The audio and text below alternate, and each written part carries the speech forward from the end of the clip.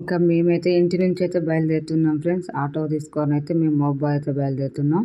మాతో పాటు మా నాన్న తీసుకెళ్తున్నాం అన్నమాట. చెయ్యి వాసింది కదా, ఇక కొంచెం వండుకోవడానికి ఇబ్బంది ఉంటుంది అనేసి మేము మాతో పాటు హైదరాబాద్ తీసుకెళ్తున్నామండి.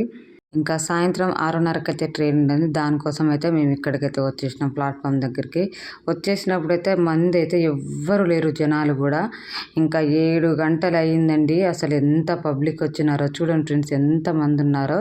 ఇంకా ట్రైన్ అయితే వచ్చేసిందండి. నేనైతే మంచిగా పడుకున్నాను. ఇంకా సికింద్రాబాద్లో దిగేసరికి అయితే 10:30 అయిపోయింది. ఇంకా తర్వాత నెక్స్ట్ ట్రైన్ ఎక్కైతే మేము డైరెక్ట్ లింగంపల్లిలో దిగేసినాం అన్నమాట. లింగంపల్లిలో దిగేసరికి 11:30 అయిందన్నమాట. 11:30 అయిన తర్వాత ఒక్క ఆటో కూడా రావట్లేదు, కిరాయికి రమ్మన్నా రావట్లేదు. 12 అవుతుంది అప్పటికే. తర్వాతకైతే ఒక ఆటో వస్తే అడిగితే ఓకే అన్నారన్నమాట. ఇంకా మేమైతే వెళ్తుంటే చూడండి ఫ్రెండ్స్, ఒక్క షాప్ కూడా ఓపెన్ లేదు, అసలు అన్నీ మూసేస్తున్నాయి. ఫుల్ చీకటి అయింది. 12:20 అవుతుందన్నమాట మేము వెళ్ళేటప్పుడు. ఇంత అర్ధరాత్రి అయిపోయింది. ఇంకా మేము వచ్చే ప్లేస్ ఎన్టీఆర్ నగర్కి అయితే దిగేసినాం. ఇంకా నడుస్తున్నాం అన్నమాట. వాడు మెయిన్ రోడ్ మీద దింపుతాను, లోపలికి రానన్నాడు. ఇంకా సర్లే మొత్తానికి అయితే వచ్చేసినాం అనుకున్నాం.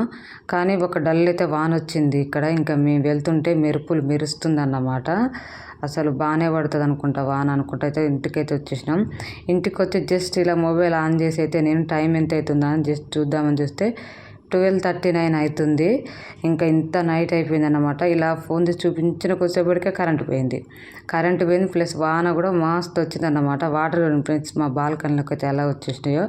ఫుల్ ఉడకపోస్తుంది. ఇంకా ఏం చేయాలో అర్థం కావట్లేదు. ప్లస్ కరెంట్ లేదు కదా. ఈ కరెంట్ ఎప్పుడు వస్తుందో తెలియదు ఫ్రెండ్స్. మా వాడైతే ఇలా మొత్తం ముందు కూర్చొని అయితే చూస్తున్నాడు. అమ్మ ఏం చేద్దాం, అమ్మ నిద్రపోదామా కూర్చుందాం అన్నట్టు చూస్తున్నాం అన్నమాట. Thank you for watching. Okay friends, bye bye.